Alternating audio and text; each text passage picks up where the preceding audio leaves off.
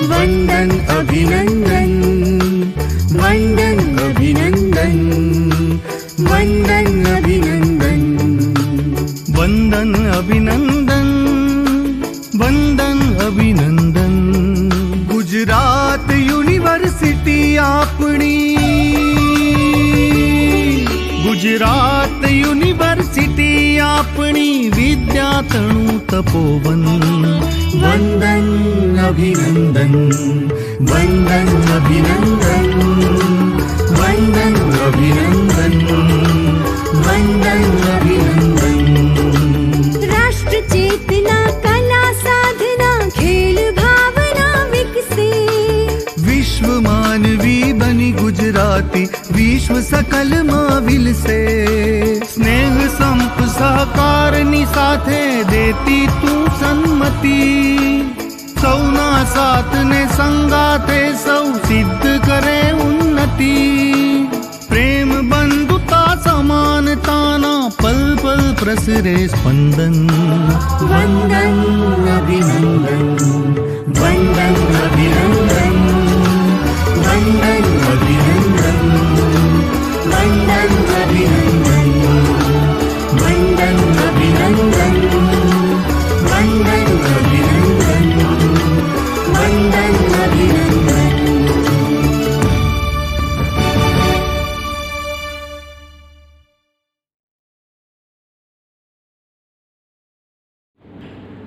નમસ્કાર મિત્રો, ગુજરાત યુનિવર્સિટી દ્વારા રાષ્ટ્રીય શિક્ષણ નીતિ 2020 જે ગયા વર્ષે અમલી બની અને ગઈકાલે જેને 1 વર્ષ પૂર્ણ થયું અને એની ઉજવણીના સમારંભની અંદર માનનીય પ્રધાનમંત્રી શ્રી નરેન્દ્રભાઈ મોદીએ આ શિક્ષણ નીતિ સામાજિક વિકાસમાં કેવી ઉપકારક નીવડશે, સમાજના તમામ વર્ગો, સમાજના તમામ સમૂહોને કેવી રીતે એની અંદર જોડીને શિક્ષણની સાથે સામાજિક વિકાસ સાધવાનું આપણે કામ કરવાનું છે, એ વિશે મનનીય વાતો ગઈકાલે આપણે સાંભળી મિત્રો। મને એ વાતનો આનંદ છે કે ગુજરાત યુનિવર્સિટી દ્વારા પણ રાષ્ટ્રીય શિક્ષણ નીતિ 2020-20ના સંદર્ભમાં 8 દિવસના જુદા જુદા વિષયો કે જે રાષ્ટ્રીય શિક્ષણ નીતિના કમ્પોનન્ટ છે, મુદ્દાઓ છે, એને સમજવાનું અને સમજાવવાનું કામ વિવિધ વિભાગો અને વિવિધ વક્તાઓને સોંપ્યું છે।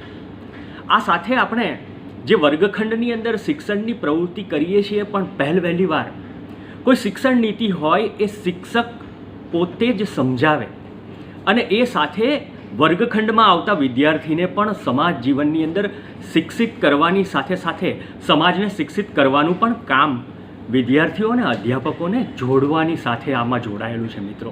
તો એ વાતનો ખૂબ જ મને આનંદ છે, એટલે હું પુનઃ આપ સૌને અહીં આવકારતા આનંદ અનુભવું છું અને સાથે સાથે ગુજરાત યુનિવર્સિટીના માનનીય કુલપતિ શ્રી પ્રાધ્યાપક ડૉક્ટર હેમાંશુભાઈ પંડ્યા, ઉપકુલપતિ શ્રી ડૉક્ટર જગદીશભાઈ ભાવસાર અને આપણા રજિસ્ટ્રાર શ્રી ડૉક્ટર પિયુષભાઈ પટેલનો પણ હું આભાર માનું છું કે 8 દિવસની આ જે થીમ બેઝડ વ્યાખ્યાન શ્રેણી છે, એ વ્યાખ્યાન શ્રેણીનો પહેલો મણકો, પહેલું વ્યાખ્યાન સમાજ વિદ્યા ભવનના સમાજશાસ્ત્ર વિભાગને આપવામાં આવ્યું। તો સાથે સાથે સમાજશાસ્ત્ર વિભાગના અધ્યક્ષ પ્રાધ્યાપક ડૉક્ટર જેસી પટેલ સરનો પણ આભાર માનું છું કે સમાજશાસ્ત્રના એક અધ્યાપક તરીકે આવું એક સરસ મજાનું કામ આપના સમક્ષ મૂકતા મને જે એમણે તક આપી એનો પણ હું આભાર માનું છું। મિત્રો, જે જુદા જુદા વિષયો અથવા તો જે થીમ બેઝડ વ્યાખ્યાન શ્રેણી છે, એની અંદર આજનો વિષય છે ઇક્વિટી એન્ડ ઇન્ક્લુઝન, ન્યાયિક સમાનતા અને સર્વસમાવેશકતા। તો દોસ્તો, જ્યારે આપણે ન્યાયિક સમાનતા અને સર્વસમાવેશકતાની વાત કરતા હોઈએ તો રાષ્ટ્રીય નીતિ શિક્ષણ નીતિ 2020 કે જેને 1 વર્ષ અમલમાં આવ્યાને થયું છે, એની આપણે આની અંદર ભૂમિકા જોવાની છે કે ન્યાયિક સમત્વની વાત અને સર્વસમાવેશકતા કઈ રીતે આ આખી યોજનાની અંદર સંગોપિત થઈ છે અને એને આપણે બહુ જ મોટા પાયા ઉપર વાયા વિદ્યાર્થીઓ, વાયા સમાજ, બહુધા વર્ગ સુધી પહોંચાડવાનું આપણે કામ કરવાનું છે એક શિક્ષક તરીકે। દોસ્તો, બહુ સ્વાભાવિક છે કે કેળવણીનો સીધો સાદો અર્થ તો એવો જ થાય કેળવે તે કેળવણી. વ્યક્તિને કેળવીને વિકાસ કરવાનું સપનું કોઈ પણ સમાજનું હોય એમ આ ભારતીય સમાજના વ્યક્તિઓને પણ કેળવી અને ભારતીય સમાજનો વિકાસ કરવાનું સપનું આ રાષ્ટ્રીય શિક્ષણ નીતિમાં છે દોસ્તો. પરંતુ જ્યારે સામાજિક ભૂમિકા કોઈ પણ બાબતની સાથે જોડાયેલી ન હોય, એ નાનકડા એવા શહેરમાંથી મોટા શહેર તરફની જે અર્બનાઇઝેશનની આખી ગતિ હોય કે સામાજિક વિકાસની બહુ મોટી મથામણ હોય, પણ જ્યારે એ માનવ વિકાસની અંદર સામાજિક ભૂમિકા ભળે નહીં ત્યાં સુધી આપણને પૂરેપૂરો જે યશ પ્રાપ્ત કરવો છે, જે પુરુષાર્થ આપણે કરવો છે અને જે મેળવવું છે એની વચ્ચે ચોક્કસ પ્રકારની ખાઈ સર્જાતી હોય એવું લાગતું હોય દોસ્તો. તો આવા સંજોગોમાં જ્યારે રાષ્ટ્રીય શિક્ષણ નીતિની 2020ની વાત કરતા હોઈએ છીએ દોસ્તો, એક અગત્યની બાબત એ પણ આપણે સમજવા જેવી છે કે આ અગાઉ 1986માં શિક્ષણ નીતિ આવી, એ પછી 33 વર્ષના ગાળા ગયા, એ પછી નવી શિક્ષણ નીતિ આવી છે. અલબત્ત આ શિક્ષણ નીતિ સર્વોત્તમુખી બનાવવાનો જે પ્રયાસ થયો છે એ પ્રયાસના ભાગરૂપે ન્યાયિક સમત્વ અને આપણે સર્વસમાવેશકતાની વાત આજે જોઈશું મિત્રો. સમાજ તો સતત ચાલનારો છે અને એ સમાજ સતત જે ચાલે છે પ્રગતિના પંથે ચાલતો હોય કે ક્યાંક કોઈક બાબતની અંદર પાછળ પડતો હોય, પણ સમાજ એ સતત ચલિત છે. એટલે એની જે ગતિ છે એ ગતિની અંદર જો આપણે અમરતાને જોઈએ તો બહુ સ્વાભાવિક છે કે સમાજ જો શાશ્વત હોય, સમાજ અમરત્વ હોય તો એની પ્રગતિ પણ શાશ્વતતાની સાથે જોડાયેલી છે. એટલે સૌની પ્રગતિ એ સમાજની પ્રગતિ છે, વ્યક્તિની પ્રગતિ છે એ સમાજની પ્રગતિ છે. આ વાત બહુ જ સીધી રીતે આ શિક્ષણ નીતિની અંદર જોવામાં આવે છે. જ્યારે શિક્ષણની વાત આવે અને જ્યારે વિકાસની વાત આવતી હોય છે ત્યારે મિત્રો આપણે દુનિયાના કોઈ પણ દેશનો ઇતિહાસ જોતા હોઈએ ત્યારે બે બાબતો સામે આવતી હોય છે. એક કે જે એક શોષણખોર હોય એ શોષણખોરને હટાવી અને દુનિયા બીજા શોષણખોરને શોધી લેતી હોય છે. જ્યારે આ નીતિની અંદર સર્વસમાવેશકતાની વાત કરવામાં આવી છે કે શોષણ વિહીન સમાજ રચનાની જે ગાંધીનો જે કન્સેપ્ટ હતો એ ગાંધીનો કન્સેપ્ટની અંદર પણ આ શિક્ષણ નીતિ છે એનું બિંબ અને પ્રતિબિંબ ચોક્કસ ઝીલાતું હોય એવું જણાય છે. મિત્રો આ શિક્ષણ નીતિની જે કેટલીક વાતો કરવાની છે એ પહેલાં હું ફ્લેશબેકમાં જવા માગું છું. 1835માં લોર્ડ મેકોલેએ જે શિક્ષણ નીતિ ભારતની પ્રજા ઉપર લાગુ કરી અને એ પોતે જ પોતાના વક્તવ્યમાં કહે છે કે કરોડો લોકો કે જેમના પર આપણે શાસન કરીએ છીએ તેમની વચ્ચે દુભાષિયા અને એવો વર્ગ પેદા કરવા માટે બનતો પ્રયાસ આ શિક્ષણ વ્યવસ્થામાં છે.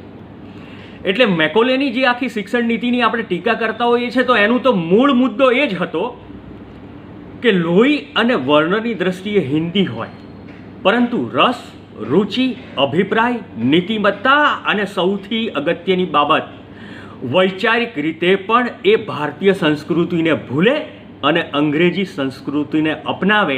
ટૂંકમાં મેં જે કહ્યું એ કે બીજો વર્ગ જે છે શોષણખોરનો, શોષિતની સામેનો, એ વર્ગ જ મોટી સંખ્યામાં પેદા થઈ અને શોષણખોર બને એવી આખી વ્યવસ્થા લોર્ડ મેકોલેની વ્યવસ્થા હતી. પણ એ પણ ઘણા વર્ષો સુધી ચાલી. ખુદ ગાંધીએ પણ 1931ની અંદર રોયલ ઇન્સ્ટિટ્યૂટ ફોર ઇન્ટરનેશનલ અફેર્સની અંદર પણ આ મેકોલેની શિક્ષણ નીતિનો વિરોધ કર્યો હતો, ટીકા કરી હતી. ગાંધી કહેતા કે આ આખી વ્યવસ્થા ગુલામીના બંધનમાં જકડી રાખનારી છે, અંધશ્રદ્ધાને પોષક છે. આ શિક્ષણ નીતિ શોષણખોર પેદા કરવાની સમાજ વ્યવસ્થાનું બીબાઢાળ અંગ્રેજી અનુકરણ છે. સમાજ જીવનથી વિખૂટા પાડવાની આ આખી વ્યવસ્થા છે અને સાથે સાથે ભારતીય સંસ્કૃતિને બહુ જ મોટું નુકસાન પહોંચાડવા માટે બનાવવામાં આવી હોય એવી નીતિ છે.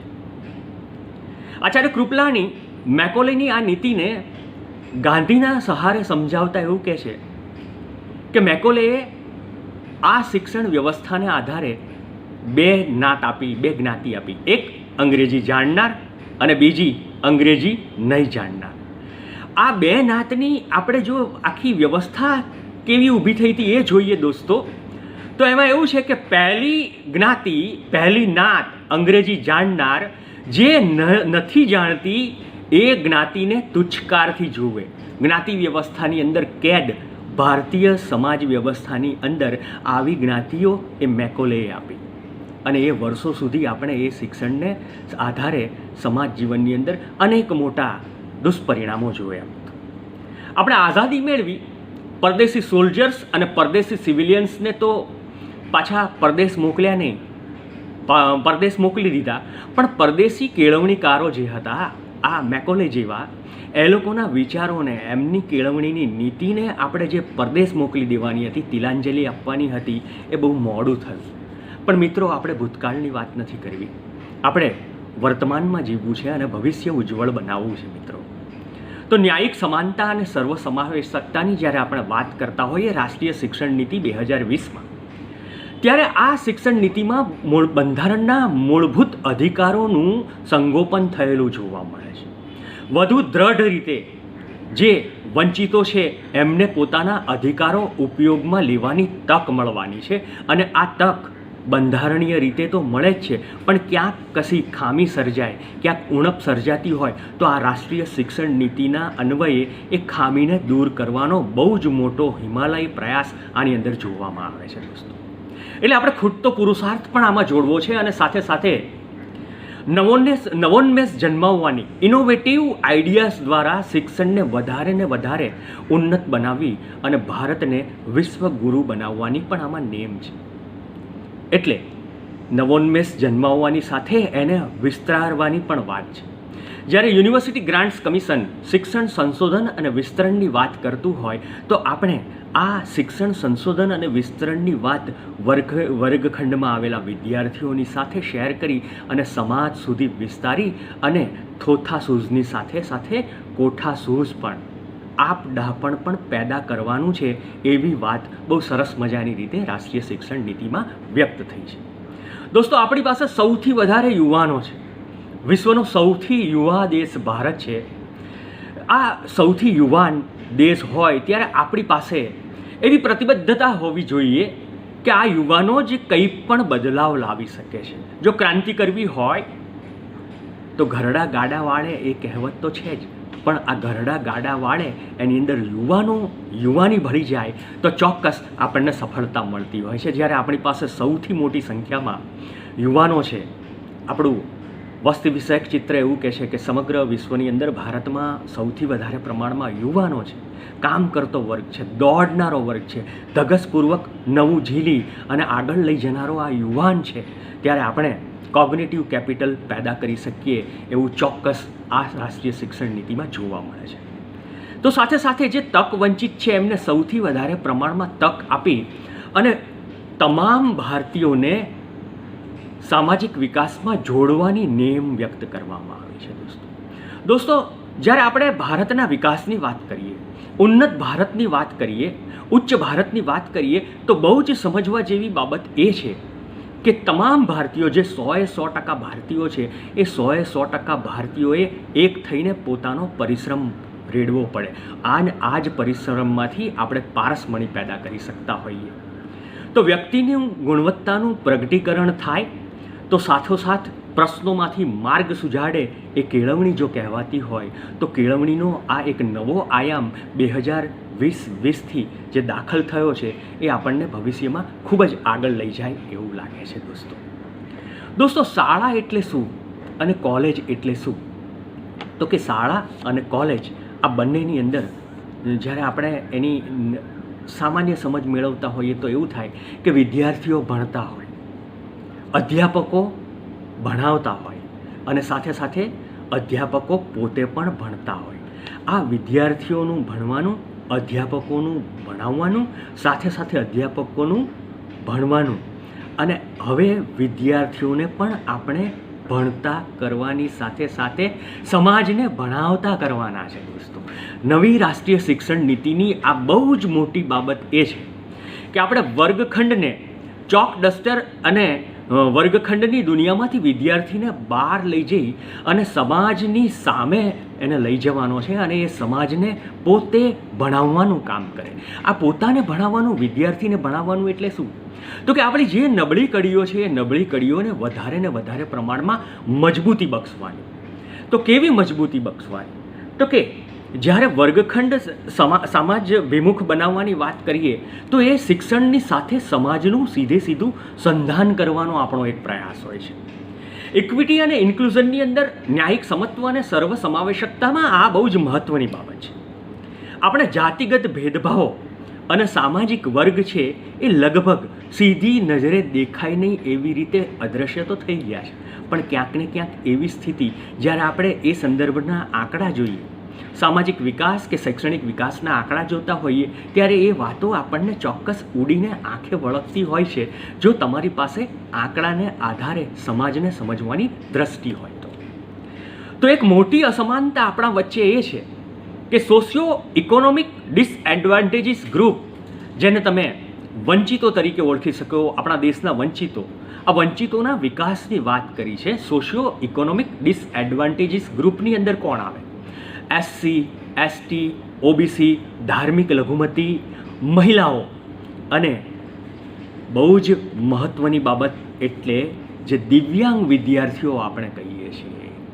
દોસ્તો, દિવ્યાંગ વિદ્યાર્થીઓને જ્યારે આપણે જોતા હોઈએ અને એક વિદ્યાર્થી શિક્ષણની તરાહની અંદર એક વિદ્યાર્થી તરીકે કામ કરતો હોય તો એમને થોડોક નૈતિક ટેકો આપ્યો હોય તો સરસ મજાનું કામ થાય છે. મિત્રો, તમને તમારી સાથે એક વાત કરતાં હું આનંદ અનુભવું છું. 2017-18માં ગુજરાત યુનિવર્સિટીના કુલપતિ શ્રી દિવ્યાંગ વિદ્યાર્થીઓ જે હતા એના એક કાર્યક્રમમાં હતા અને એ દિવ્યાંગ વિદ્યાર્થીઓના કાર્યક્રમમાં આપણા કુલપતિ શ્રી ડૉક્ટર હિમાંશુભાઈ પંડ્યાએ જે દિવ્યાંગ વિદ્યાર્થીઓ છે એ દિવ્યાંગ વિદ્યાર્થીઓને ગુજરાત યુનિવર્સિટી સંલગ્ન ભવનોમાં જો એ વિદ્યાર્થી ભણવા આવે તો એમને ફી માફીની તક આપી, સંપૂર્ણ ફી માફી. તો એને આધારે ગુજરાત યુનિવર્સિટીના વિવિધ વિભાગોમાં અન્ય યુનિવર્સિટીઓની સરખામણીમાં અને એફિલિએટેડ કોલેજીસમાં પણ જે પ્રજ્ઞાચક્ષુ વિદ્યાર્થીઓ છે, જે દિવ્યાંગ વિદ્યાર્થીઓ છે, એ લોકો ભણવા વધારે આવવા માંડ્યા. એ ભાવનગરનો હોય કે આદિવાસી વિસ્તારનો હોય કે બનાસકાંઠાના અંતરિયાળ ગામનો હોય, એ તમામ વિદ્યાર્થીઓ ગુજરાત યુનિવર્સિટીની હોસ્ટેલ અને શિક્ષણની સુવિધાની સાથે સાથે જે ફી માફીની એક સારી સુવિધા કુલપતિશ્રીએ પૂરી પાડી તો આ શિક્ષણની સાથે જોડાયા છે મિત્રો.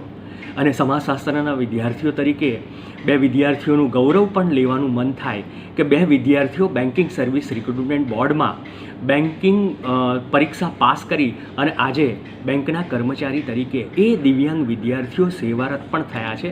એમના હૈયે અને હોઠે સતત ગુજરાત યુનિવર્સિટી દ્વારા જે એમને સધિયારો આપવામાં આવ્યો, જે એમને સહકાર આપવામાં આવ્યો, એ સહકાર એઓ ભૂલતા નથી અને ગુજરાત યુનિવર્સિટીને એ વંદન અભિનંદન સાથે કરે છે. દોસ્તો, તો આ તો એક કેસ સ્ટડી તરીકે મેં તમારી સમક્ષ મૂક્યું, એક સાફલ્ય ગાથા છે, એક નાનકડી વાત હોય એ કેવું મોટું પરિણામ આપે છે એનો દાખલો મારા વિભાગ સાથે જોડાયો છે, મારી યુનિવર્સિટી સાથે જોડાયો છે, એટલે મેં તમારી સાથે એ શેર કર્યું. દોસ્તો, આ શિક્ષણ નીતિમાં આસામથી ઓખા સુધી, કાશ્મીરથી કન્યાકુમારી સુધી કે ગુજરાતમાં અમીરગઢથી ઉચ્છલ ડાંગ સુધી અને વાવ થરાદથી જાફરાબાદ, રણકાંધીએ આવેલું ગામ હોય એ દયાપર હોય કે પછી એ જાફરાબાદ હોય કે લાઠી લીલિયા હોય કે પછી એ આખા આદિવાસી વિસ્તારની અંદર જ્યાં તાલુકાની દ્રષ્ટિએ ખૂબ નાનો તાલુકો એવો ઉમરપાડા તાલુકો હોય, એ તાલુકાની અંદર પણ ઉચ્ચ શિક્ષણની અનેક સંસ્થાઓ છેલ્લા 10-12 વર્ષની અંદર આપણે સતત ને સતત દર વર્ષે નવી નવી કોલેજો આવતી જાય અને નવા નવા વિષયો આવતા જાય. એને કારણે ગુજરાતના ગ્રોસ એનરોલમેન્ટ રેશિયોમાં પણ વધારો થયો છે. દોસ્તો, નરેન્દ્રભાઈ જ્યારે ગુજરાતના મુખ્યમંત્રી હતા ત્યારે અંતરિયાળ વિસ્તારોની અંદર તાલુકે આર્ટ્સ, સાયન્સ, કોમર્સ અને એન્જિનિયરિંગની કોલેજો સ્થાપવાનું જે કાર્ય કર્યું હતું એના સરસ મજાના પરિણામો ગુજરાત જોઈ રહ્યું છે. એટલે જ ગુજરાત મોડેલ સ્ટેટ પણ કહેવાય છે. પણ આ જ મોડેલ સ્ટેટ જે છે એ મોડલ સ્ટેટનું આખું એમનું જે વિઝન હતું એ સર્વવ્યાપી રીતે સમગ્ર ભારતમાં દાખલ કરવામાં આવ્યું છે અને આ વિઝન છે એ મિશનની સાથે કાર્યરત બન્યું છે તો એના સરસ મજાના પરિણામો પણ મળશે.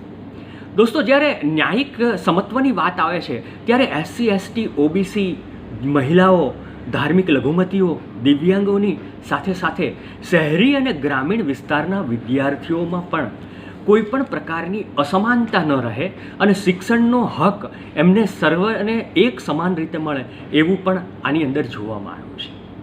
મિત્રો, 2016માં શિડ્યુલ કાસ્ટ અનુસૂચિત જાતિની આપણે વાત કરીએ તો પ્રાથમિક શિક્ષણમાં દેશવ્યાપી આંકડા એવું દર્શાવે છે કે પ્રાથમિક શિક્ષણમાં 2.3% ઘટાડો થયો હતો. તો દિવ્યાંગ વિદ્યાર્થીઓ આ દેશમાં 1.1થી 0.24% સુધીના જ સ્કૂલથી આગળ વધીને કોલેજ, ઉચ્ચ શિક્ષણ સુધી પહોંચી શકે છે. આવી પરિસ્થિતિમાં શિક્ષણ નીતિ દ્વારા આજે જે તક વંચિત સમૂહો છે એને પૂરેપૂરી તક આપવાનો પણ પ્રયાસ કર્યો છે. મિત્રો, જેન્ડર ગેપ છે એ જેન્ડર ગેપ બહુ જ અગત્યની બાબત છે. મિત્રો, જ્યારે આપણે જેન્ડર ગેપની વાત કરતા હોઈએ ત્યારે વિદ્યાર્થીનીઓને, બાળાઓને, દીકરીઓને સ્કૂલનું શિક્ષણ પણ આપવું અને સાથે સાથે ઉચ્ચ શિક્ષણ સુધી જોડવાનું કામ છે. મિત્રો, જેન્ડર ગેપ છે એ સમજવા જેવી વાત છે. એક સમાજશાસ્ત્રના વિદ્યાર્થી તરીકે આપણે જ્યારે મહિલાઓ અને મહિલાઓના પ્રશ્નોની અને મહિલાઓની એક ઓળખની વાત કરતા હોઈએ તો પુરુષની સરખામણીએ સ્ત્રીઓ બાયોલોજિકલ, જૈવિક રીતે ભિન્ન છે. પણ આ બાયોલોજિકલ ડિફરન્સીસને આપણે સામાજિક ભેદભાવોમાં પલટી નાખ્યા. જૈવિક લિંગભેદ છે એ લિંગભેદ છે એને સામાજિક ભેદભાવમાં પલટી નાખ્યા છે. એટલે આપણે ત્યાં જ્યારે આપણે સામાજિક વિકાસની વાત કરતા હોઈએ તો એવી પરિસ્થિતિ છે કે દીકરીનું સ્થાન સમાજમાં નીચું છે. રાષ્ટ્રીય શિક્ષણ નીતિ સામાજિક સ્થાન અને દરજ્જો બદલવાની પણ જુદી જ વાત આ શિક્ષણની સાથેના જે આમૂલ પરિવર્તનો લાવવા છે એમાં જેન્ડર ગેપને ઘટાડીને કરવા માંગે છે. મિત્રો, કોઈક ગામડામાંથી કે કોઈક શહેરમાંથી 2 છોકરીઓ ભણવા આવતી હોય અને એ છોકરી કોઈક મસ્કરીનો કે મજાકનો ભોગ બનતું હોય તો એનું શિક્ષણ બંધ થઈ જાય છે. હવે આપણે શિક્ષણ તો વધારે ને વધારે લઈ જવું છે આગળ. શિક્ષણ તો એ દીકરીનું બંધ થાય છે એટલું નથી હોતું. શિક્ષણ તો એની સાથે આવતા હોય. જો ગામ હોય તો ગામની 5 દીકરીઓ એ કોલેજમાં ભણવા આવતી હોય તો એ 5નું શિક્ષણ બંધ જતું હોય છે. આવું ઘણા બધા અભ્યાસોમાં નોંધાયું છે. ત્યારે આપણે જેન્ડર ગેપને દૂર કરવો હોય તો માત્ર મહિલાઓને શિક્ષિત કરવાની વાત નહીં કરવી પડે. આપણે મહિલાઓને શિક્ષિત કરવાની વાત કરવાની સાથે સાથે મહિલાઓના શિક્ષણમાં જે લોકો જેન્ડર ગેપ લાવવા માટે એક માનસિકતા એવી છે, એક સામાજિક માળખું આવું છે, એક સોશિયલાઇઝેશન આખું આવું છે, એ સોશિયલાઇઝેશનને બદલવાની જરૂર છે. કારણ કે આપણા સામાજિક માળખાની અંદર ખામી છે. જે આ જેન્ડર ગેપ છે એ સામાજિક માળખામાં ખામીને કારણે સર્જાતો હોય છે. તો આ સામાજિક ભેદભાવને આપણે દૂર કરવાની વાત ચોક્કસ આપણે વિદ્યાર્થીઓને સમજાવવી જોઈએ. જેમ ટીચ 1ની આખી વાત છે. એક અધ્યાપક એક વિદ્યાર્થીને ભણાવે અને આપણે તો ક્લાસરૂમમાં એક જ વ્યાખ્યાનમાં ઘણા બધા વિદ્યાર્થીઓને ભણાવીએ તો આપણી પાસે એક બહુ જ મોટી તાકાત આ યુવાનો છે, આ વિદ્યાર્થીઓ છે. આપણે જેમને ભણાવીએ એ સમાજની અંદર સારી બાબતો સમાજ સુધી પહોંચાડવાનું કામ કરે અને એને આધારે આપણે જે લૈંગિક ભેદભાવ છે, જાતિગત ભેદભાવ છે, સ્ત્રી અને પુરુષ વચ્ચેના જે વાડાબંધી છે, જે અસમાનતા છે, એ અસમાનતાને પણ આપણે દૂર કરી શકીએ. તો સાથે સાથે જેમનો શારીરિક મુશ્કેલી છે, શારીરિક ખામી છે, જન્મજાત જે એમની પાસે જુદા જ પ્રકારની ઉણપ છે, એવા જે દિવ્યાંગ વિદ્યાર્થીઓ છે એ લોકોની સાથે પણ જો સામાજિક ભેદભાવો થતા હોય તો એ સામાજિક ભેદભાવો આપણે દૂર કરવાનું કામ કરવાનું છે. ચિલ્ડ્રન વિથ સ્પેશિયલ નીડ આવી એક સંકલ્પના સાથે રાષ્ટ્રીય શિક્ષણ નીતિની અંદર વિદ્યાર્થીઓ અને બાળકોના સર્વાંગી વિકાસ માટે સ્પેશિયલ એજ્યુકેશન ઝોન પણ બનાવવામાં આવ્યો છે. SEZ પહેલાં સ્પેશિયલ ઇકોનોમિક ઝોન આવા હતા આર્થિક વિકાસ માટે. પણ સામાજિક વિકાસ જો ન હોય તો આર્થિક વિકાસ આપણા માટે ઉપયોગી ન બને, કારણ કે આર્થિક વિકાસ છે એ અસમાનતા વધારે ને વધારે લાવતો જાય. આવી સ્થિતિ હોય તો આર્થિક વિકાસ તો આપણે કરવો જ હોય, પણ એની સાથે સામાજિક વિકાસ પણ આપણા માટે ખૂબ જ જરૂરી છે. અને એટલા માટે સ્પેશિયલ એજ્યુકેશન ઝોન એ આપણા માટે ખૂબ જ અગત્યની બાબતો છે. આ બાળકો સાથે જે આપણે એને એન્વાયરમેન્ટ આપીએ, તો એ એન્વાયરમેન્ટ જે એજ્યુકેશન એન્વાયરમેન્ટ થાય, એક ક્લાસમાં, અમારા ક્લાસમાં સોશિયોલોજીની અંદર લગભગ 14 જેટલા દિવ્યાંગ વિદ્યાર્થીઓ અભ્યાસ કરે છે.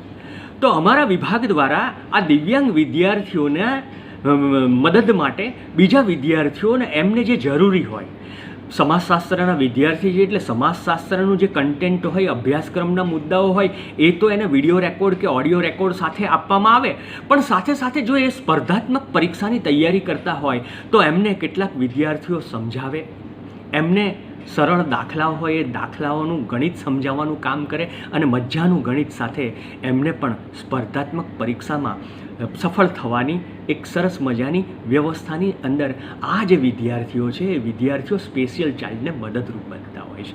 આપણે બધાએ આવી રીતે રાષ્ટ્રીય શિક્ષણ નીતિમાં કામ કરવાનું છે મિત્રો, તો જ આપણે ગ્રોસ એનરોલમેન્ટ રેશિયો વધારી પણ શકીશું. અને સાથે સાથે આપણો એક બહુ જ મોટો પ્રશ્ન, જેમ ગ્રોસ એનરોલમેન્ટ રેશિયો છે, શાળા પ્રવેશ કે કોલેજમાં પ્રવેશની જે એનરોલમેન્ટની વાત છે, એની સાથે સાથે આપણે ત્યાં GER ગ્રોસ એનરોલમેન્ટ રેશિયોની સાથે સાથે આપણે સમજવા જેવી બાબત એ છે કે એક વખત જે વિદ્યાર્થી અભ્યાસ અર્થે જોડાઈ જાય એ વિદ્યાર્થી પાછો ન જવો જોઈએ. આપણા વર્ગની અંદર એ વિદ્યાર્થી આવતો ન હોય તો એ શું કરે છે, એની નાની નાની આપણે જો તકેદારી રાખતા હોઈએ તો બહુ સ્વાભાવિક રીતે એ વિદ્યાર્થીઓ આપણી સાથે એક બોન્ડિંગ સાથે જોડાશે, અને એ બોન્ડિંગ છે એ જ શિક્ષણ વ્યવસ્થામાં ખૂબ મહત્ત્વનું છે મિત્રો. અને એના આધારે આપણે ડ્રોપઆઉટ રેશિયો પણ ઘટાડી શકશું. ડ્રોપઆઉટ રેશિયો ઘટાડવા માટે એક બીજી મહત્ત્વની બાબત એ પણ છે કે જ્યારે આપણે શૈક્ષણિક બાબતોની સાથે જ્યારે એમને ભણાવતા હોઈએ છીએ તો સાથે સાથે જો વર્ગખંડની અંદર મોટા ભાગે એવું બને કે 100% હાજરી રહેતી હોય છે, પણ ઘણા બધા દિવસો એવા હોય છે કે 100% હાજરી નહીં રહે, પણ આપણે આ જ વિદ્યાર્થીઓને ક્યાંક કોઈક ગામડાની વિઝિટ માટે લઈ જવાના હોય તો, કોઈક મુલાકાતે લઈ જવાના હોય તો જે આ શૈક્ષણિક પ્રવૃત્તિનો જ એક ભાગ છે, સોશિયલ એજ્યુકેશનના ભાગરૂપે એજ્યુકેશન ટૂરમાં જ આપણે જો એ લોકોને લઈ જતા હોઈએ તો ત્યાં આગળ 100% હાજરી એ લોકોની હોય છે. તો આપણે જો વિદ્યાર્થી હાજર જ રહે એવી રીતે ભણાવવાનું શરૂ કરીએ તો, વિદ્યાર્થીઓને રેસિડ્યુઅલ એક્ટિવિટીઝની સાથે એવી રીતે જોડીએ તો કે એને વર્ગખંડના શિક્ષણની સાથે પણ જોડાણ ગમે, કારણ કે એનું સંધાન પેલી રેસિડ્યુઅલ એક્ટિવિટીઝ સાથે પણ છે, તો આપણે વધારે સારું પરિણામ મેળવી શકીએ અને ડ્રોપઆઉટ રેશિયો ઉપર આપણે ખાસું નિયંત્રણ રાખી શકીએ. હવે જ્યારે તમે ડ્રોપઆઉટ રેશિયોના ઉપર નિયંત્રણ કરો, તમે ગ્રોસ એનરોલમેન્ટ રેશિયોમાં ધ્યાન આપો, તો એની સાથે સાથે સ્કિલ ડેવલપમેન્ટની આગોતરી એવી વ્યવસ્થા એમનામાં ઇન્ક્લુડ થાય છે, એમાં દાખલ થાય છે. એટલે ભણવાની સાથે એમનામાં પોતાનામાં જ તે કુશળતા આવશે.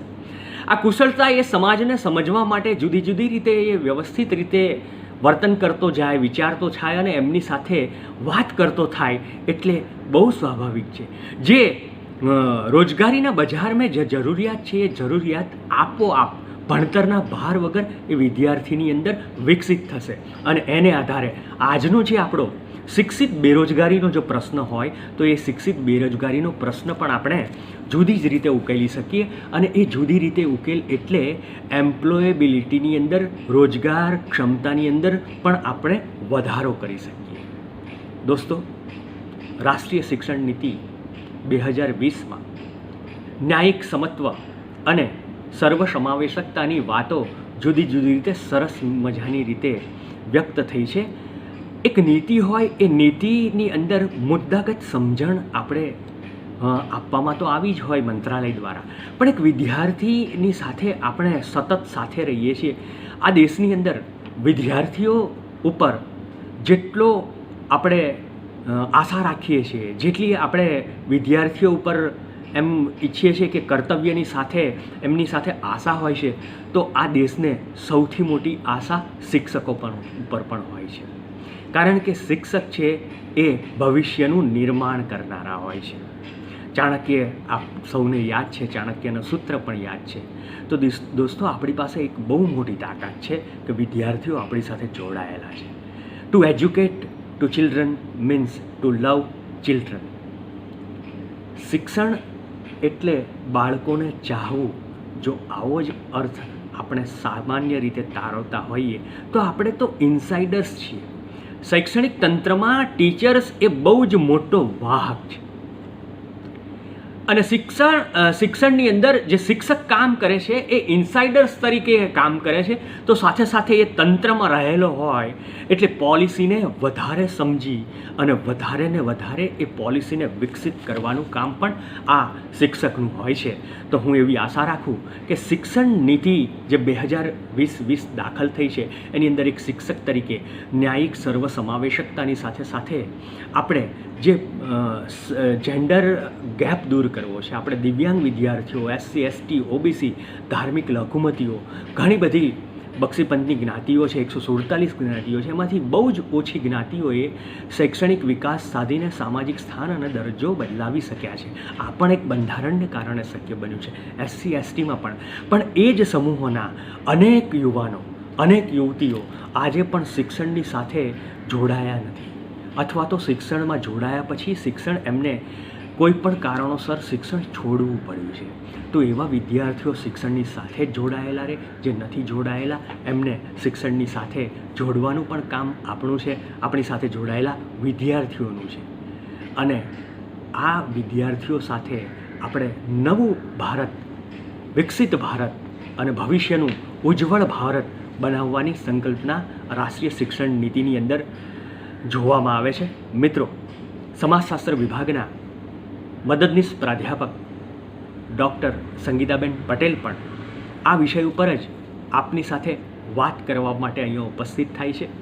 હું વિનંતી કરું પ્રાધ્યાપક ડૉક્ટર સંગીતાબેનને કે ન્યાયિક સર્વ સમાવેશકતા અને જે સમત્વની વાત છે એ વાતને, ઇક્વિટી એન્ડ ઇન્ક્લુઝનને રાષ્ટ્રીય શિક્ષણ નીતિમાં કઈ રીતે દાખલ કરવામાં આવી છે અને એ એક સમાજશાસ્ત્રની સૂઝ પ્રમાણે તમામ અધ્યાપકોની સાથે તમે પણ એ વિશે વાત કરો.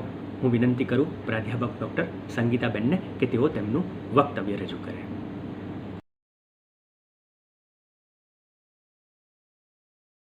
વંદન, અભિનંદન. થીમ બેઝડ વેબિનારમાં આપ સૌનો સાદર આવકાર. ગુજરાત યુનિવર્સિટીના માનનીય કુલપતિ શ્રી ડૉક્ટર હિમાંશુભાઈ પંડ્યા, માન્ય ઉપકુલપતિ શ્રી ડૉક્ટર જગદીશભાઈ ભાવસાર, રજિસ્ટ્રાર સાહેબ શ્રી પિયુષભાઈ પટેલ, ભવનના નિયામક શ્રી ડૉક્ટર રાજસીબેન ક્લાર્ક, અધ્યક્ષ Shri doctor JC Patel sir, doctor Chandrika madam અને આ વેબિનારના આયોજનમાં જેમની ચાવીરૂપ ભૂમિકા રહી છે તેવા ડૉક્ટર રાજેન્દ્રભાઈ જાની, ભવનના અને ગુજરાત યુનિવર્સિટીના રિસ્પેક્ટેડ અધ્યાપકશ્રીઓ અને વહાલા વિદ્યાર્થી મિત્રો. આપ સૌ જાણીએ છીએ મિત્રો કે ન્યૂ એજ્યુકેશન પોલિસી 2020ના 1 વર્ષની ઉજવણીના ભાગરૂપ આ થીમ બેઝ વેબિનારનું આયોજન કરવામાં આવ્યું છે. તો આપ સૌનો સાદર આવકાર છે. મિત્રો, આપ સૌ જાણો છો તેમ આજના વેબિનારની થીમ ઇક્વિટી એન્ડ ઇન્ક્લુઝન એટલે કે સમાનતા અને સમાવેશક શિક્ષણ, એના પર ખાસ ભાર મૂકવામાં આવ્યો છે. ભારતીય શિક્ષણના ઇતિહાસ તરફ જો આપણે દ્રષ્ટિપાત કરીએ તો આપણે ત્યાં નાલંદા, તક્ષશિલા, વલ્ભીપુર જેવી વિશ્વની પ્રતિષ્ઠિત વિદ્યાપીઠો આપણા ત્યાં હતી અને જેમાં ભારતના જ નહીં પણ દેશ વિદેશના વિદ્યાર્થીઓ શિક્ષણ લેવા માટે આવતા અને જેમાં પાયાના મૂલ્યોમાં સર્વાંગીણ વિકાસ પર ભાર મૂકવામાં આવતો. વિદ્યારંભ સંસ્કાર દ્વારા બાળકના કેળવણીની શરૂઆત થતી અને એક આજીવન સામાજિક નાગરિક તરીકે બનીને રહે એ પ્રકારનું શિક્ષણ આપવામાં આવતું. તો આપણા આ જ ભવ્ય અમૂલ્ય વારસાને આગળ કરવાનું એક મહત્વનો જે આયામ છે એ છે નવી રાષ્ટ્રીય શિક્ષણ નીતિ 2020. આ રાષ્ટ્રીય શિક્ષણ નીતિમાં જે ઇક્વિટી અને ઇન્ક્લુઝનની વાત કરવામાં આવી છે એ પ્રકરણ 6 અને પ્રકરણ 14 એ બંનેમાં એનો સમાવેશ કરવામાં આવ્યો છે. એટલે કે ઇક્વિટી અને ઇન્ક્લુઝિવ શિક્ષણ માટે કેવા કેવા પ્રકારના પ્રયાસો કરવામાં આવશે, કેવી કેવી યોજનાઓ ઘડવામાં આવશે અને કયા જૂથોને સાંકળી લેવામાં આવશે તેની વિગતે રજૂઆત કરવામાં આવી છે. તો મિત્રો એ બાબત આપણે પ્રેઝન્ટેશન દ્વારા જોઈએ. સામાજિક ન્યાય અને સમાનતા. ભારતીય બંધારણનો પાયો જ સામાજિક ન્યાય અને સમાનતા છે. અને આપ સૌ જાણો છો તેમ શિક્ષણ છે એ સામાજિક ન્યાય અને સમાનતા મેળવવા માટેનું એક ખૂબ જ મહત્વનું પાયાનું સાધન છે. તો આ નવી રાષ્ટ્રીય શિક્ષણ નીતિ 2020માં સામાજિક ભાગીદારી પર વિશેષ ભાર મૂકવામાં આવ્યો છે અને સમાજની છેવાડાની વ્યક્તિ, જે આખો સમાજશાસ્ત્રમાં આપણે સબલ્ટન એપ્રોચ ભણીએ છીએ કે જે તળિયાથી ઉપરની તરફ સમાજને જોવો, એ પ્રકારની આખી જે વિભાવના છે, તો દરેકને સાંકળી લેવામાં આ શિક્ષણ નીતિમાં આવ્યા છે. અને એમાં ખાસ કરીને સોશિયો ઇકોનોમિકલી ડિસએડવાન્ટેજ ગ્રુપ, એટલે કે જે સામાજિક આર્થિક રીતે જે વંચિત જૂથો છે, સમુદાયો છે, એ સમુદાયો પર વિશેષ ભાર આપવામાં આવ્યો છે. આ ઇન્ક્લુઝિવ જે આખી આ શિક્ષણ પ્રણાલી ઘડવામાં આવી છે તેમાં આપણે દર વર્ષે all India survey on higher એજ્યુકેશનના આંકડાઓ બહાર પડે છે. ઉચ્ચ શિક્ષણમાં અભ્યાસ કરતા વિદ્યાર્થીઓ, અધ્યાપકશ્રીઓ એનાથી પરિચિત જ હશે. તો છેલ્લા 2 વર્ષના આંકડાઓ આપણે જોઈએ તો એમાં ખાસ કરીને જે આ સામાજિક આર્થિક વંચિત જૂથો છે એમાં ક્યાંક ને ક્યાંક શાળા છોડવાનો દર, જેને આપણે ડ્રોપઆઉટ રેશિયો કહીએ છીએ, એ વધેલો જોવા મળે છે. શિક્ષણમાં નોંધણીનું પ્રમાણ ચોક્કસ વધ્યું છે શાળા કક્ષાએ. આપણે શાળા પ્રવેશોત્સવ, વધુને વધુ વિદ્યાર્થીઓ નોંધણી કરાવે એ માટેના પ્રયાસો ચોક્કસ છેલ્લા ઘણા વર્ષોથી આપણે કરી રહ્યા છીએ. પણ છતાં પણ ક્યાંક ને ક્યાંક માધ્યમિક કક્ષાએ, ઉચ્ચતર માધ્યમિક કક્ષાએ કે ઉચ્ચ શિક્ષણમાં ડ્રોપઆઉટ રેશિયો એ ખાસો એવો જોવા મળે છે. અને એનું સૌથી વધારે પ્રમાણ આ જે સામાજિક આર્થિક જે ગ્રુપ છે, ડિસએડવાન્ટેજ ગ્રુપ આખું, એમાં એ પ્રમાણ વધારે જોવા મળે છે. તો એ બધા આંકડાઓનો અભ્યાસ કરીને આ ગ્રુપમાં શિક્ષણ કેવી રીતે વધે અને આ વિદ્યાર્થીઓનો ડ્રોપઆઉટ રેશિયો ઓછો થાય એ પ્રમાણેના સતત પ્રયાસો નવી શિક્ષણ જે નીતિ છે એમાં કરવામાં આવ્યા છે. હવે આ જે આખું જૂથ છે, સામાજિક આર્થિક વંચિત સમુદાય અથવા તો જૂથો, એમાં કોનો સમાવેશ કરવામાં આવ્યો છે એ પણ આપણે જોઈ લઈએ કે એવા કયા જૂથોને એમાં સમાવિષ્ટ કરવામાં આવ્યા છે. તો ખાસ કરીને એમાં મહિલાઓ, ટ્રાન્સજેન્ડર, અનુસૂચિત જાતિ, અનુસૂચિત જનજાતિ, દિવ્યાંગ બાળકો, આર્થિક રીતે પછાત છે તેવા જૂથો, પ્રવાસી સમુદાયો, એકદમ રિમોટ એરિયામાં રહેતા સમુદાયો, નાના ગામડામાં રહેતા વિદ્યાર્થીઓ, અનાથ બાળકો, બાળ ભિક્ષુકો, આ બધાને જ સમાવી લેવામાં આવ્યા છે. ને એમના શિક્ષણ પરત્વેનું ખાસ ધ્યાન આપવામાં આવ્યું છે કે એમના સુધી શિક્ષણ પહોંચે. અને માત્ર શિક્ષણ પહોંચે એટલું નહીં, પણ એ શિક્ષણનો સમાન એની તક મળે અને એની સાથે સાથે શિક્ષણ મેળવી અને એક સમાજનો જે મુખ્ય પ્રવાહ છે એમાં ભળે. ખાસ કરીને આમાં ઇન્ક્લુઝિવ, આપણે સમાજશાસ્ત્રના વિદ્યાર્થી તરીકે સામાજિક બહિષ્કાર અને સામાજિક સમાવેશનનું પેપર ભણીએ જ છે. તો મિત્રો આપણે જાણીએ જ છે કે કેવા પ્રકારનો બહિષ્કાર વિવિધ જૂથોએ સહન કરવો પડે છે. પણ વિવિધ યોજનાઓ દ્વારા હવે આજે એક આખું સમાવેશન લક્ષી જે આખું શિક્ષણ દ્વારા પ્રયાસ કરવામાં આવ્યો છે એ અહીંયા આપણને આ જુદી જુદી જે યોજનાઓ છે એમાં જોવામાં મળે છે. ખાસ કરીને જ્યાં આવા સમુદાયોની વસ્તી વધારે છે, સામાજિક આર્થિક રીતે જે વંચિત સમુદાયો છે એમની વસ્તી જ્યાં વધારે છે, એવા વિસ્તારોને વિશેષ શિક્ષણ ઝોન જાહેર કરવામાં આવેલા છે. અને ત્યાં શિક્ષણની બધી જ યોજનાઓ એ વધારેમાં વધારે એનું અમલ થાય, વધારેમાં વધારે એના માટેનું ભંડોળ ત્યાં પહોંચે અને મહત્તમ લાભ વિદ્યાર્થીઓ સુધી પહોંચે એ પ્રકારની જોગવાઈ કરવામાં આવેલી છે. ખાસ કરીને આ સમુદાયોમાં તો સામાજિક આર્થિક રીતે વંચિત સમુદાયો અને એમાં પણ મહિલા શિક્ષણ, કન્યા શિક્ષણ. સામાન્ય રીતે પણ જોઈએ તો કન્યાઓમાં ડ્રોપઆઉટ રેશિયો સ્કૂલ લેવલે, કોલેજ લેવલે વધારે જ જોવા મળે છે ને એમાં પણ આ જૂથોમાં ખાસ કરીને જે કન્યાઓ છે એમનું શિક્ષણ છોડવાનું પ્રમાણ વિવિધ કારણોસર સામાજિક, આર્થિક, સાંસ્કૃતિક, અ, શાળાએ જવા માટેની સુવિધા ના હોય, આવા બધા ઘણા બધા કારણોને લઈને કન્યાઓ શિક્ષણ છોડી રહી છે. તો એ માટે થઈને ખાસ કરીને આ જૂથની જે બહેનો છે, કન્યાઓ છે, એને શિક્ષણ મળી રહે એ માટેની વિશેષ જોગવાઈ આમાં કન્યાલક્ષી શિક્ષણ દ્વારા કરવામાં આવેલી છે. આખો ટ્રાન્સજેન્ડર સમુદાય છે. આપણે એલજીબીટીક્યુ વિશે ભણીએ જ છીએ અવારનવાર અને બહુ જ એક સંવેદનશીલતાથી આ સમુદાયને જોવાની જરૂર છે. પણ આપણે સૌ જાણીએ છીએ કે ક્યાંક ને ક્યાંક સામાજિક પ્રવાહ છે જે મુખ્ય સમાજનો, એમાં આ સમુદાય આજે પણ બહુ સરળતાથી ભળી શક્યો નથી અથવા તો આપણે એમને ભળવા નથી દીધા. તો એવો આખો જે સમુદાય છે એમના માટે એમને પણ એક શિક્ષણ મળી રહે અને શિક્ષણ દ્વારા એ પોતાની કંઈક સ્કિલ ડેવલપ કરે અને ક્યાંક વ્યવસાયમાં જોડાય એ પ્રકારની વ્યવસ્થા આ શિક્ષણ નીતિમાં કરવામાં આવેલી છે. અને આ માટેનું એક આખું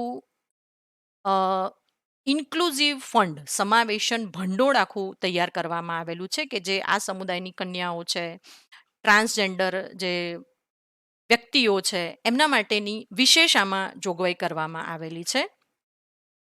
જવાહર નવોદય વિદ્યાલયો કે જ્યાં શિક્ષણની સગવડ દરેક નાના નાના જે અંતરિયાળ ગામડાઓ છે, આપણે આગળ વાત કરી રિમોટ એરિયાઓ જ્યાં છે, ત્યાં માત્ર ને માત્ર 1 થી 4 ધોરણની કે 1 થી 5 ધોરણ સુધીની જ સ્કૂલ હોય તો વિદ્યાર્થીઓને આગળ ભણવા જવા માટેની સગવડ મળી રહે એ માટે જવાહર નવોદય વિદ્યાલય જેવી જ છાત્રાલયો વધારે ને વધારે બનાવી એવો પણ એક આમાં આયામ રહેલો છે. કન્યાઓના શિક્ષણ માટે કસ્તુરબા ગાંધી વિદ્યાલય છે એનું વિસ્તરણ કરવું અને એ પ્રકારની સુવિધાઓ, એ કક્ષાની ગુણવત્તાયુક્ત સુવિધાઓ શિક્ષણ અને છાત્રાલયની બંનેની મળી રહે એ માટેના ખાસ પ્રયાસો આ શિક્ષણ નીતિમાં કરવામાં આવ્યા છે.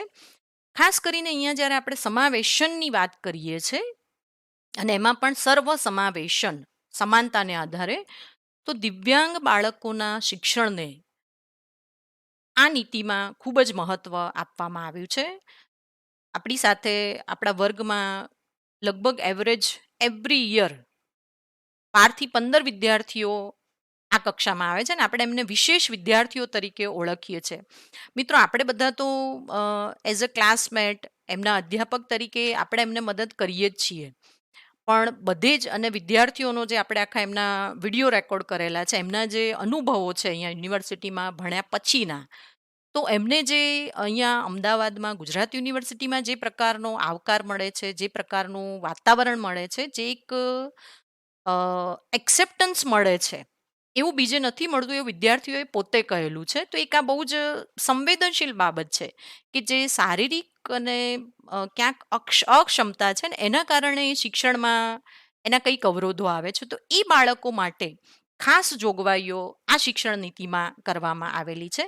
અને આખો જે એમનો RPWD અધિનિયમ 2016 કે ભાઈ એને પણ સામાન્ય બાળકની જેમ જ શિક્ષણનો અધિકાર છે, સમાન તકોનો અધિકાર છે, એને આખો આ શિક્ષણ નીતિમાં વણી લેવામાં આવ્યો છે.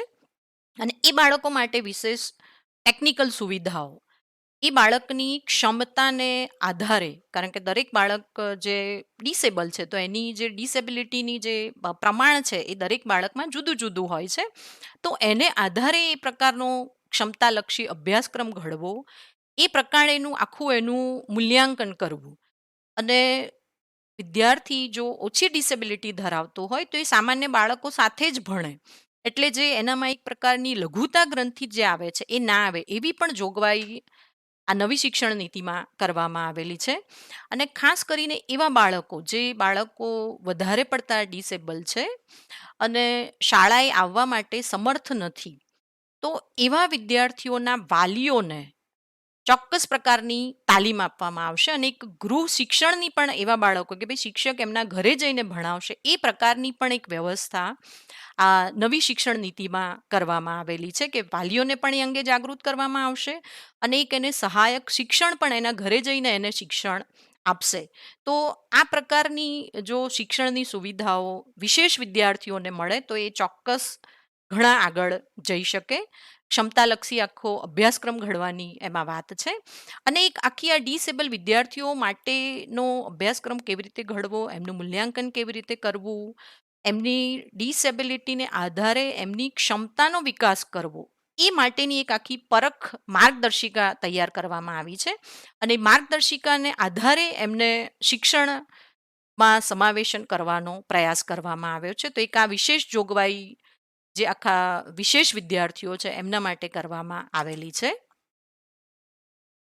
વંચિત સમુદાયના જે વિદ્યાર્થીઓ છે, જે જૂથો છે, એમના માટે અતિ આધુનિક પુસ્તકાલય, પ્રયોગશાળા, જ્ઞાનવર્ધન માટેની તાલીમ અને TLM, ટીચિંગ લર્નિંગ મટીરિયલ, આની એક આખી વાત આ શિક્ષણ નીતિમાં કરવામાં આવેલી છે. કારણ કે ઘણી વખત જે વંચિત સમુદાયો, સામાજિક આર્થિક રીતે જે વંચિત સમુદાયો છે, આપણે આગળ જ વાત કરી કે મહિલાઓ છે, ટ્રાન્સજેન્ડર છે, અનુસૂચિત જાતિ, અનુસૂચિત જનજાતિના વિદ્યાર્થીઓ છે, આર્થિક રીતે નબળા વર્ગના છે, ભિક્ષુકો છે, સ્થળાંતરિત મજૂરો છે, બાળ મજૂરો છે. તો આ બધા માટેનું જ્યારે આપણે શિક્ષણની વાત કરતા હોય તો એમને શિક્ષણ સાથે જોડી રાખવા માટે તો સૌથી પહેલા તો એમનો રસ શિક્ષણમાં આવે એ માટેનું એક કાર્ય બહુ જ મહત્વનું છે. તો એ સંદર્ભે આ બધી જ વ્યવસ્થાઓ કે ભાઈ પુસ્તકાલય, પ્રયોગશાળા, એમનામાં સ્કિલ ડેવલપ થાય એ પ્રકારની આખી એમને તાલીમ આપવી અને જુદા જુદા ટીચિંગ લર્નિંગ મટીરિયલ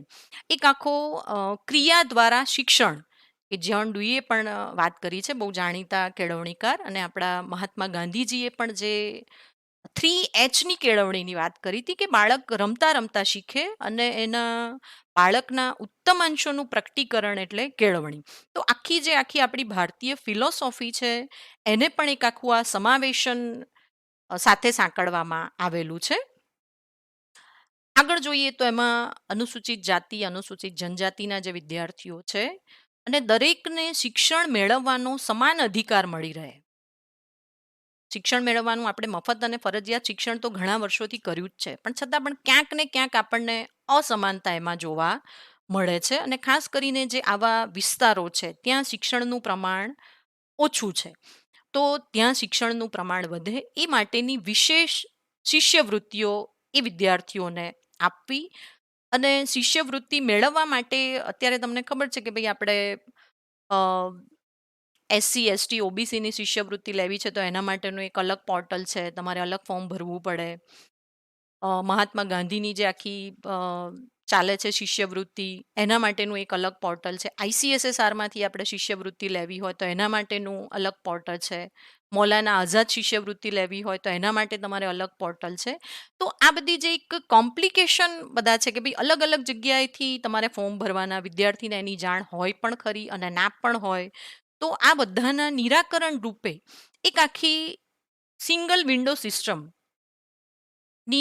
રચના કરવામાં આવી છે કે જ્યાં વિદ્યાર્થીઓ બધા જ પ્રકારની શિષ્યવૃત્તિના ફોર્મ આ એક સિંગલ વિન્ડોમાંથી એને એની માહિતી પણ મળશે, કેવી રીતે ફોર્મ ભરવું એ પણ એને મળશે અને કેટલી સ્કોલરશીપ મળશે, એની કઈ શરતો છે, બધું જ એમાં એક સાથે એને સિંગલ વિન્ડોમાં મળી રહેશે. તો એક આ પણ એક બહુ, કારણ કે આપણે જાણીએ છીએ કે જે આ સામાજિક આર્થિક રીતે જે પછાત આખા જૂથો છે ત્યાં નેટવર્કનો પ્રોબ્લેમ, ટેકનિકલ પ્રોબ્લેમ એ બધું જ આપણે આ કોરોના કાળમાં જોયું છે કે વિદ્યાર્થીઓ માત્ર ને માત્ર નેટવર્કના અભાવે શિક્ષણ મેળવી નહોતા શકતા. તો એક આવી આખી આ સિંગલ વિન્ડો સિસ્ટમ દ્વારા એ શિષ્યવૃત્તિની બધી જ અપડેટ મેળવી શકશે. તો એક આખી સંવેદનશીલતા સાથે સમાવેશનની વાત આ નવી શિક્ષણ નીતિમાં છે એવું આપણે ચોક્કસ કહી શકીએ. હવે ખાસ કરીને જે ઉચ્ચ શિક્ષણમાં સમાનતા અને સમાવેશન એના માટેની પણ આમાં વાત કરવામાં આવી છે. શાળાકીય શિક્ષણ તો છે જ, એની સાથે સાથે ઉચ્ચ શિક્ષણમાં પણ જે આખા સામાજિક આર્થિક રીતે વંચિત સમુદાયો છે એમનું પ્રમાણ વધે અને ડ્રોપઆઉટ રેશિયો ઘટે અને એક સમાજનો જે મુખ્ય પ્રવાહ છે એ પ્રમાણેનો શિક્ષણ દર આ જૂથમાં પણ આવે એવા પ્રયાસો કરવામાં આવ્યા છે. અને ખાસ કરીને એમાં આપણને જે ડ્રોપઆઉટ રેશિયો અમુક સામાજિક આર્થિક રીતે પછાત જૂથોમાં સમુદાયોમાં જોવા મળે છે એનું મૂળભૂત કારણ કે ક્યાંક ને ક્યાંક શૈક્ષણિક તકોના જ્ઞાનનો અભાવ, કે ભાઈ કેટલા કોર્સ અવેલેબલ છે, કેવા પ્રકારના કોર્સ અવેલેબલ છે, હું ક્યાં જઈને ફોર્મ ભરી શકું, ઘણા બધા પ્રશ્નો વિદ્યાર્થી કક્ષાએ. આપ સૌ વિદ્યાર્થીઓ છો તો તમને ખબર જ હશે કે ભાઈ હવે કંઈક અમુક પ્રકારનો કોર્સ કરવો છે તો મારે ક્યાં જવું. તો એ કાંઈક શૈક્ષણિક તકોના જ્ઞાનનો અભાવ, ક્યાંક ને ક્યાંક નાણાકીય અવરોધ.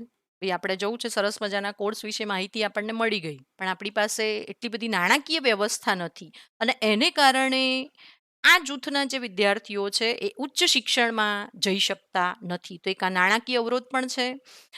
અટપટી પ્રવેશ પ્રક્રિયાઓ, બરાબર છે કે ભાઈ ફોર્મ ભરવાની તારીખ, સબમિશનની તારીખ, ફી ભરવાની, બેંકમાં જઈને તમારે ઓનલાઈન પેમેન્ટ કરવાનું, નેટ બેન્કિંગ કરવાનું.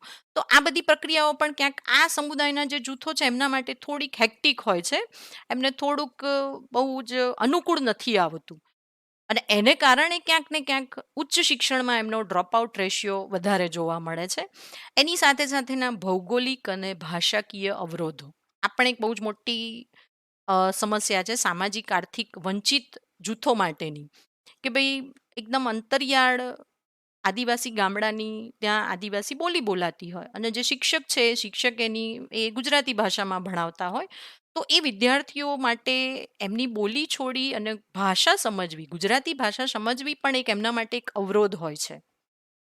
એની સાથે સાથે ભૌગોલિક અવરોધો પણ છે કે ભાઈ ક્યાંક 5 કિલોમીટર, 10 કિલોમીટર, 25 કિલોમીટર પછી એને ક્યાંક ભણવા માટેની વ્યવસ્થા હોય, અથવા તો ઉચ્ચ શિક્ષણ માટે એને એનો જે આખો વિસ્તાર છે વિદ્યાર્થીએ છોડી અને અમદાવાદ, રાજકોટ, બરોડા, સુરત જેવા મોટા શહેરોમાં ઉચ્ચ શિક્ષણની જે સંસ્થાઓ છે ત્યાં જવું પડે.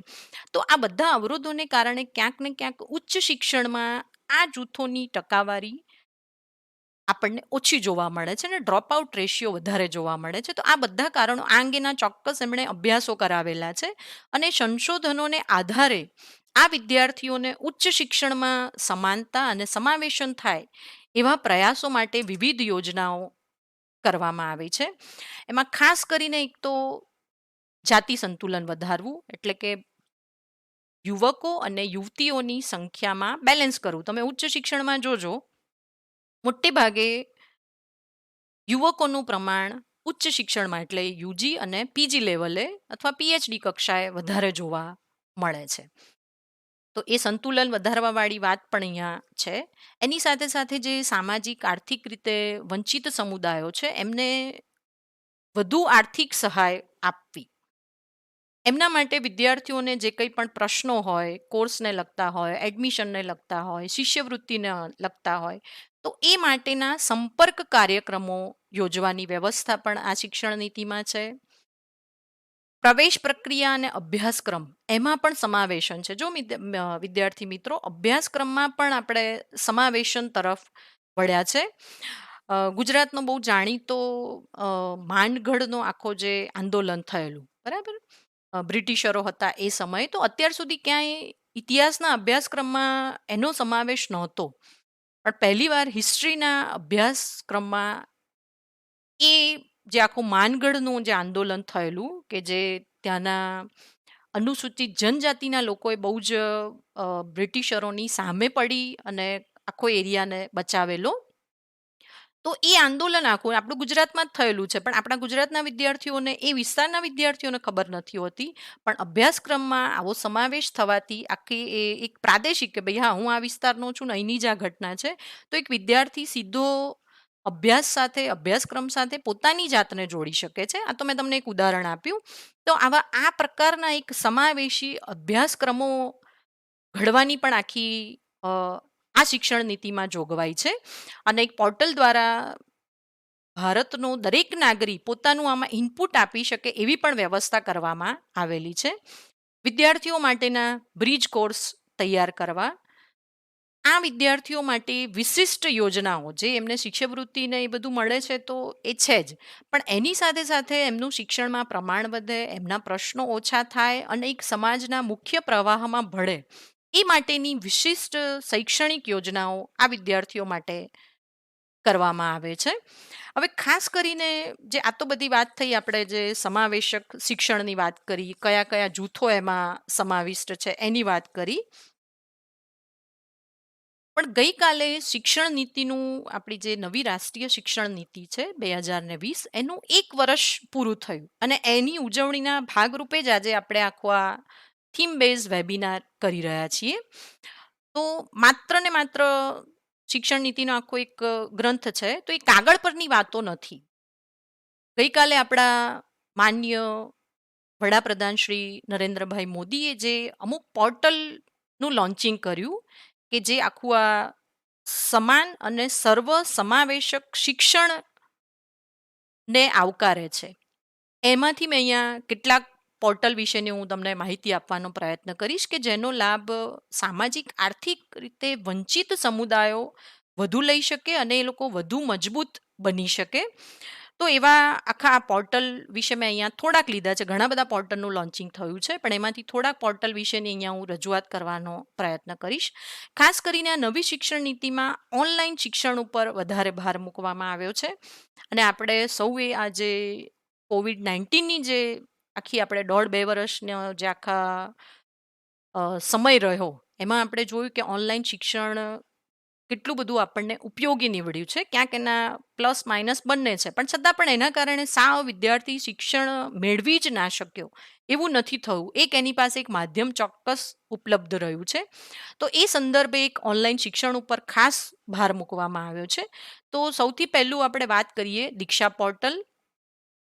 આ પોર્ટલ ઉપર 1,85,000 કન્ટેન્ટ ઉપલબ્ધ છે અને 32 ભાષાઓમાં. એટલે જુઓ, જે પેલો ભાષાનો કે અત્યાર સુધી કોઈ સ્વયંનો કોર્સ હોય તો એ માત્ર આપણને ઇંગ્લિશમાં જ મળે. હવે ગુજરાતનો અંતરિયાળ ગામડાનો કે ડાંગનો છોકરો કે પંચમહાલનો કે દાહોદનો વિદ્યાર્થી એ આ અંગ્રેજીમાં કોર્સ કેવી રીતે કરી શકે? તો આવા ઘણા બધા છે. આપણે ખાલી ગુજરાતનું ઉદાહરણ લીધું.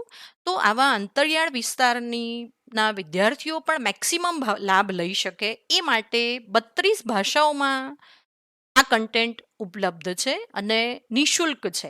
એટલે વિનામૂલ્યે વિદ્યાર્થી એનો લાભ લઈ શકે છે. તો આખું આ દીક્ષા પોર્ટલ છે, એની વિગતો વિદ્યાર્થીઓ તમે ખાસ વધારે મેળવજો. ઉચ્ચ શિક્ષણના વિદ્યાર્થીઓ સ્વયં પોર્ટલથી તો પરિચિત જ હશે કે આખું એક યુજીસી દ્વારા, સીઈસી દ્વારા એક આખું આ સ્વયં પ્લેટફોર્મ ચાલે છે કે જ્યાં વિનામૂલ્યે ડિગ્રી અને ડિપ્લોમા કોર્સ વિદ્યાર્થી પોતાની અનુકૂળતા પ્રમાણે, પોતાની ચોઈસ પ્રમાણે કરી શકે છે. અને એમાં એપ્લિકેશન કરવાની હોય છે, એનરોલ થવાનું હોય છે અને એનરોલ થાય પછી એને બધી જ એના માટેની જે કંઈ પણ ગાઈડલાઈન હોય છે મળે છે. એ વિદ્યાર્થી એના સમયે લેક્ચર જોઈ શકે છે અને વર્ષમાં 3 થી 4 વાર એની પરીક્ષાઓ પણ થાય છે એ કોર્સની. તો વિદ્યાર્થી જે પેલી ઓનલાઈન ઓન ડિમાન્ડવાળી એક્ઝામની જે વાત છે કે ભાઈ વિદ્યાર્થી લક્ષી અને વિદ્યાર્થી કેન્દ્રિત શિક્ષણ, એ અહીંયા આપણને એનો વધારે એ તરફનો ઝોક વધારે જોવા મળે છે. તો એવા 814 ડિગ્રી અને ડિપ્લોમા કોર્સિસ સ્વયં પોર્ટલ પર વિદ્યાર્થીઓ માટે ઉપલબ્ધ છે. ચોક્કસ વિદ્યાર્થીઓ એનો લાભ લઈ શકે. માત્ર વિદ્યાર્થીઓ નહીં, અધ્યાપકો માટેના પણ ઓનલાઈન રિફ્રેશર કોર્સિસ પણ ત્યાં ઉપલબ્ધ છે. એક બીજું આખું મનોદર્પણ પોર્ટલ.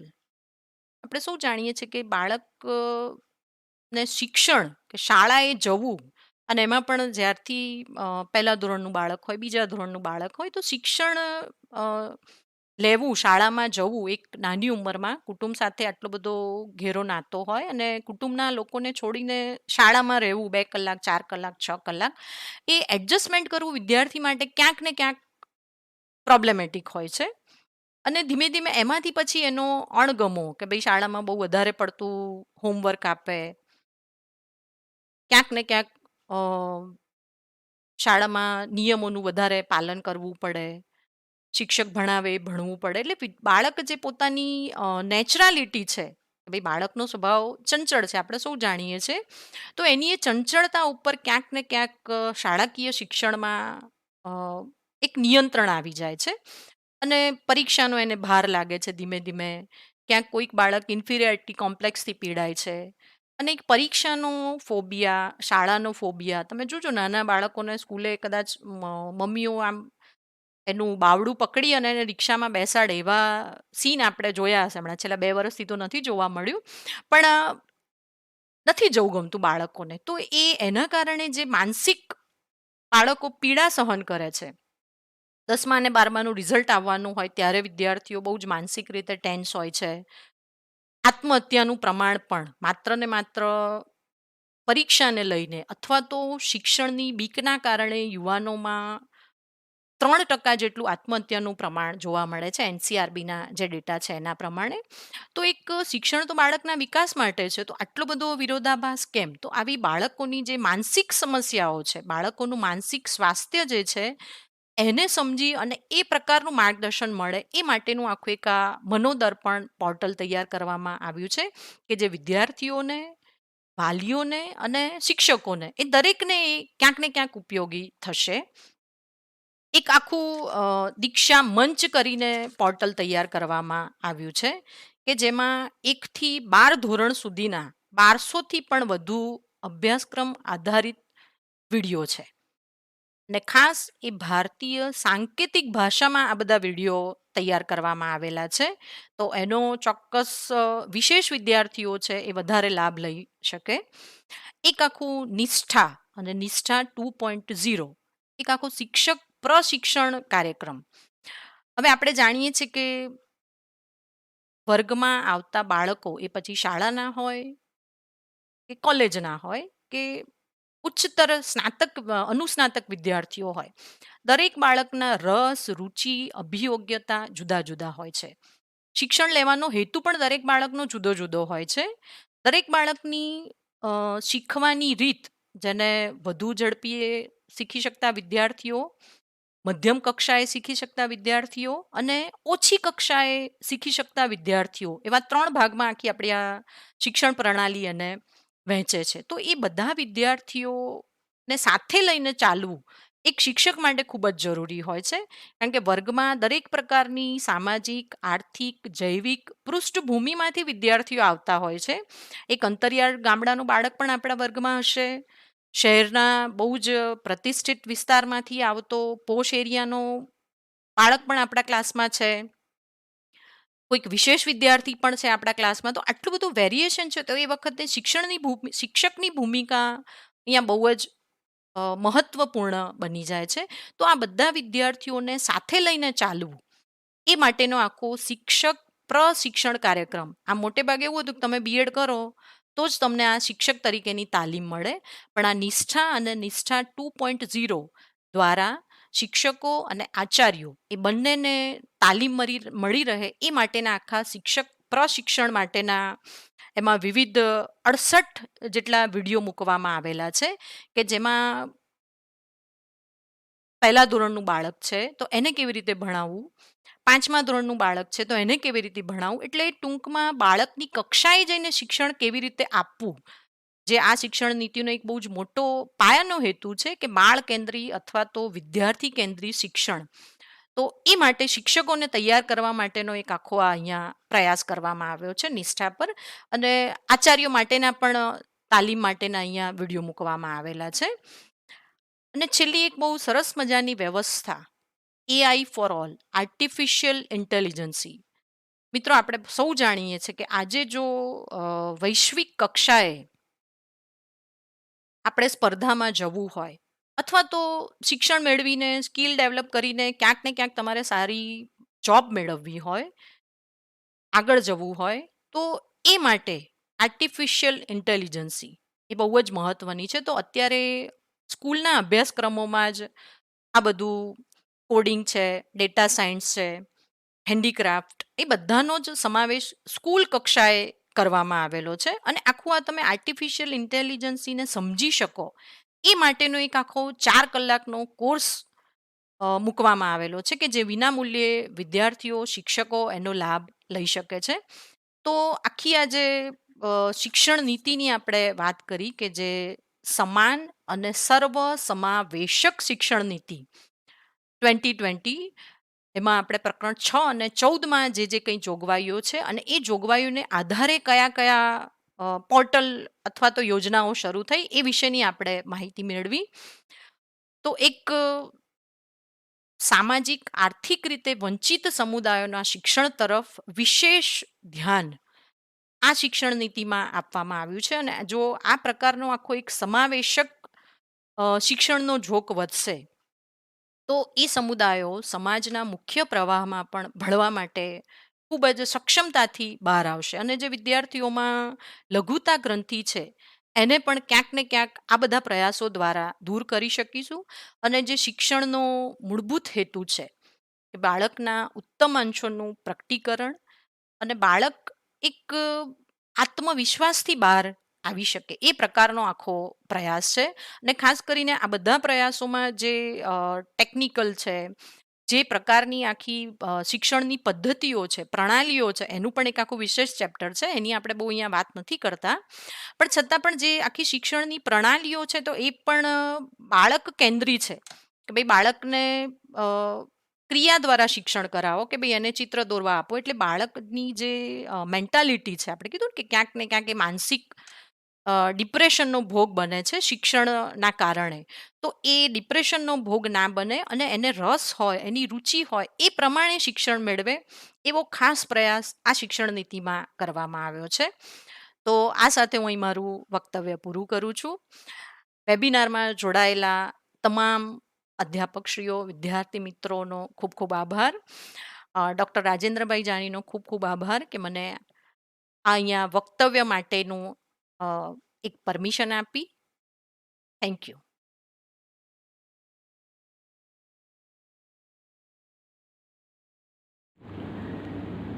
ખૂબ સરસ સંગીતાબેન, તમે સરસ મજાની રીતે આખા મુદ્દાને રજૂ કર્યો. રાષ્ટ્રીય શિક્ષણ નીતિ 2020 અંતર્ગત ઇક્વિટી એન્ડ ઇન્ક્લુઝનના મુદ્દા ઉપર તમે વિશદ છણાવટ કરી. આશા રાખું કે આ કાર્યક્રમમાં જોડાયેલા સર્વે અધ્યાપક મિત્રો, વિવિધ વિભાગના વડાશ્રીઓ, કોલેજના આચાર્યશ્રીઓ, અધ્યાપક મિત્રો અને વિદ્યાર્થી મિત્રો, આપ સૌએ આ કાર્યક્રમને સફળ બનાવવામાં જે મદદ કરી છે, એક શ્રોતા તરીકે જુદી જુદી બાબતોને તમે પણ મુદ્દાસર રજૂ કરી અને ચેટ હેડ સતત ચાલતા જ રહ્યા છે એવી આખી વ્યવસ્થા જે ઊભી થઈ છે એનો મને આનંદ છે. તો આ તકે હું પુનઃ આભાર માનું કે આવું સરસ મજાનું જે કામ 8 દિવસ સુધી રોજે રોજ 3 વાગ્યા પછી ચાલવાનું છે, એ કામગીરીની શરૂઆત સમાજ વિદ્યા ભવનના સમાજશાસ્ત્ર વિભાગને પહેલાં જ વ્યાખ્યાનથી માનનીય પ્રાધ્યાપક ડૉક્ટર હિમાંશુભાઈ પંડ્યા, આપણા કુલપતિશ્રી પ્રાધ્યાપક જે.સી. પટેલ સાહેબ, કે જેમણે આ આખી વ્યવસ્થા અમારા શિરે મૂકી અને અમારાઓમાં વિશ્વાસ મૂક્યો. તો સાથે સાથે ઉપકુલપતિ ડૉક્ટર જગદીશ ભાવસાર સાહેબ અને રજિસ્ટ્રાર શ્રી પિયુષભાઈ પટેલ સાહેબનો પણ આભાર કે આપે જે સરસ મજાની રીતે અમારી તમામ વ્યવસ્થાઓ પરિપૂર્ણ કરી અને એક કાર્યક્રમ થકી રાષ્ટ્રીય શિક્ષણ નીતિ જન સુધી પહોંચાડવા માટે આ યુટ્યુબના માધ્યમથી એક સરસ મજાનું કામ થયું અને એમાં અમે એક ભાગ બન્યા. એનો આનંદ અને આભાર હું વ્યક્ત કરું છું. મિત્રો, આપ સૌનો આભાર. Thank you.